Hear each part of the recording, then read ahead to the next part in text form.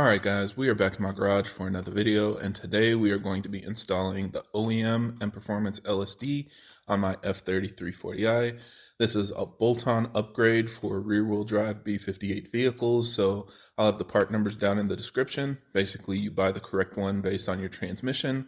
So autos have one part number, manuals have a different one, and you'll be able to install it on your car completely plug and play, no coding or any special settings required. This was an OEM upgrade offered from the factory, but pretty much nobody got it that way, so they still sell it on the aftermarket, and you can buy it from BMW and just swap it on your car. Unfortunately, I know some websites show xDrive fitment, but it actually won't fit your cars without some rear-wheel drive components. At a minimum, you're going to need rear-wheel drive axles, and some people need a rear-wheel drive driveshaft or a custom driveshaft in order to make it work. But all that aside, we'll talk more about details on an LSD, how it works, how you'll know it's the right mod for you, etc. in a future video. But in this video, we're just going to go ahead and show you how to install it on your vehicle. So yeah, hopefully you guys find this video useful.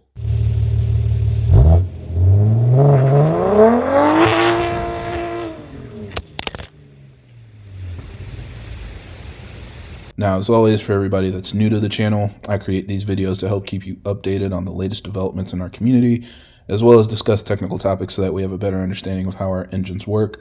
So if you're interested in more videos like that, be sure to subscribe because there will be a lot more coming out in the future. So as expected, the first thing you're going to need to do is jack up the car. I have all four corners on jacks just because I know I'm going to be working on some other things as well as I prepare for my next track day, but you can probably get away with just jacking up the rear in order to do this job.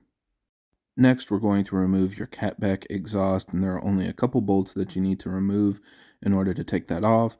The first one is this bolt that's holding the clamp between the downpipe and your midpipe, so go ahead and loosen that. And then there also should be a nut over here that's holding the midpipe onto the exhaust hanger that's attached to your transmission. Mine is missing, but go ahead and remove that nut as well.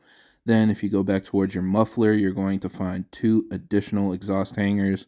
Both of these have nuts, again, that you're going to need to unbolt. So use your socket wrench and loosen those bolts to get the transmission fully down and then pull it out from underneath your car. Next, we're going to remove this exhaust heat shield. It's held on by a bunch of these flat nuts. They're 10mm nuts, but they're really loose. I kind of just unscrew them by hand, as you can see. But if they're a little bit tighter for you, grab your socket wrench and go ahead and unscrew them. There should be 6 total.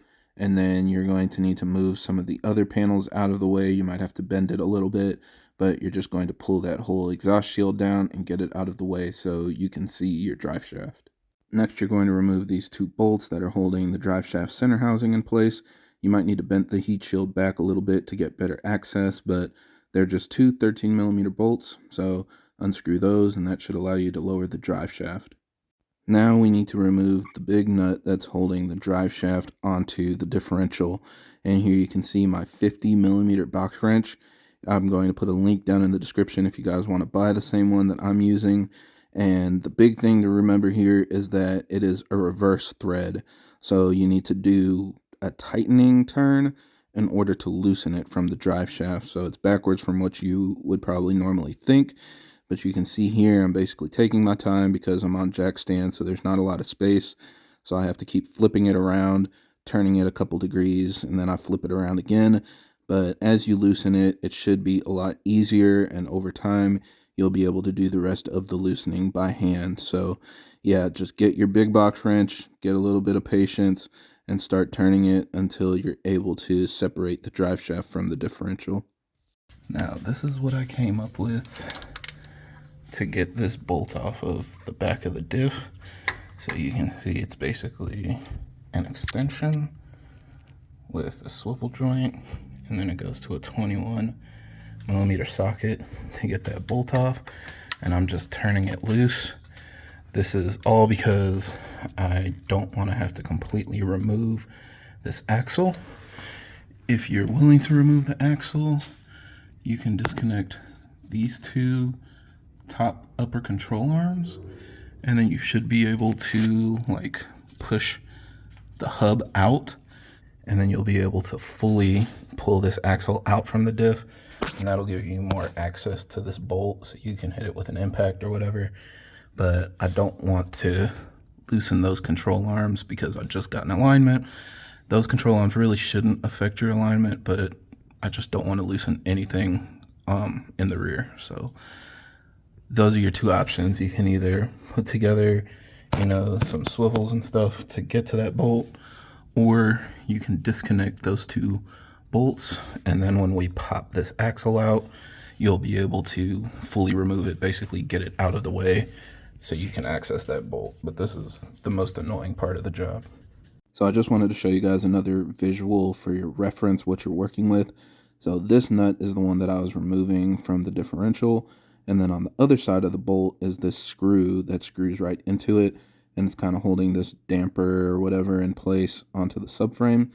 The screw itself is an E10, or you can use like an 8mm or 5/16 box wrench to unscrew that, and it's going into this bolt that goes through the subframe itself. You're not going to be able to fully remove it. There's not enough space, but you can basically slide it back enough so that it releases the differential and allows it to come down. Now to install the diff, we need to remove the axles, and this is a little bit tricky, but if you look right here, there is basically a little gap where you can stick a special tool, and that's designed to pull out the axle. I don't have the special tool, but I do have some motivation. So we're basically going to take this and stick it in that little corner, and then we're going to hit this side with a hammer to knock the axle out.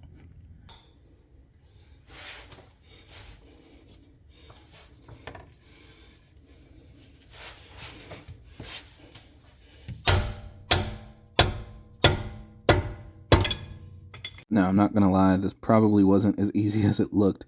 I cropped out the part where I got it off, but it probably took me about 5 minutes of trying. So just be patient and you'll get it. Now, lastly, we need to remove the bolts. Oh, there's one here. There's one here.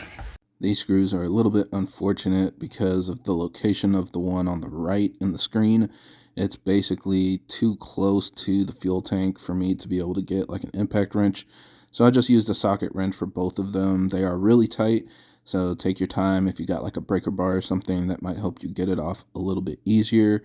But at this point, you really want to make sure you have your jack underneath the diff, because when these bolts come out, the diff is going to want to drop down. So put some kind of jack or transmission jack underneath it to hold it in place so you can lower it down slowly.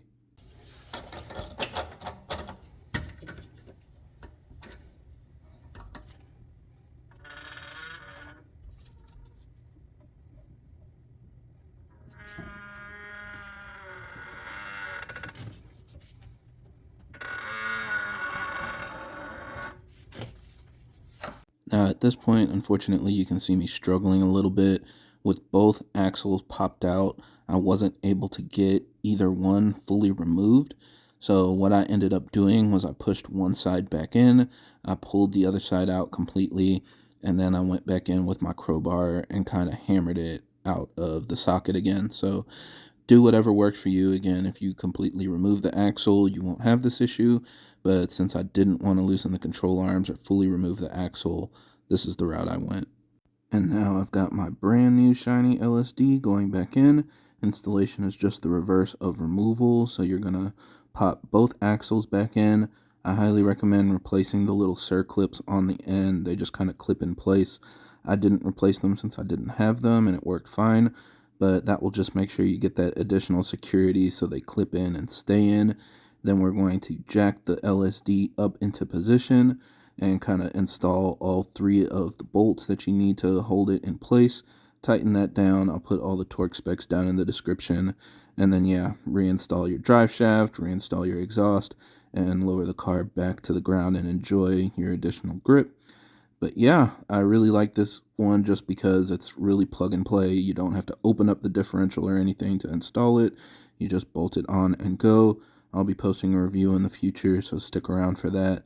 But yeah, for now, I think that's it for this video. Thank you guys for watching, and I hope this helps. And if you have any other questions or comments, leave them down below.